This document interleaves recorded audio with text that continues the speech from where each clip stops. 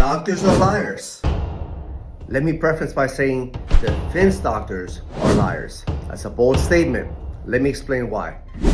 So when you're in a trial, let's say a personal injury case, you bring your doctor, the treating doctor, the person that saw that client for months and months and months. The defense, the insurance company, hires a law firm, and the law firm hires the doctor, and that doctor will see the client one time.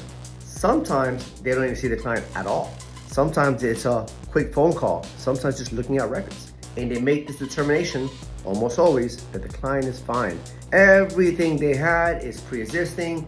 They have no permanent injury, even though they have a metal rod in their neck, even though they're cut, they have marks, no permanent injury, per the defense doctor. But here's the funny thing.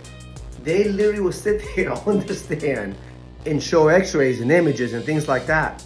But have you ever taken a picture, a selfie, and depending on the angle of the selfie, you look different? I'm sure you guys see this all the time because people look different depending on the angles of the image that you take. A piece of bread, one side could be moldy, one side could be perfectly fine. When you have an MRI, which is this thing that it's like an x-ray but with magnets or whatever, it takes pictures in slices. So what happens, some of these doctors, let's say a radiologist, defense doctor, will sit there and show images, but it's not the images of the right place. It's from different angles, different sections of the body. And we'll sit there and tell the jury, yeah, this is the situation, this is and it doesn't even represent the actual images in the report from the treating doctors and from the radiologists. They were there before there was a lawsuit. Remember, the defense's doctors are there because they got hired by the defense. And you think, why would they lie? Let me explain.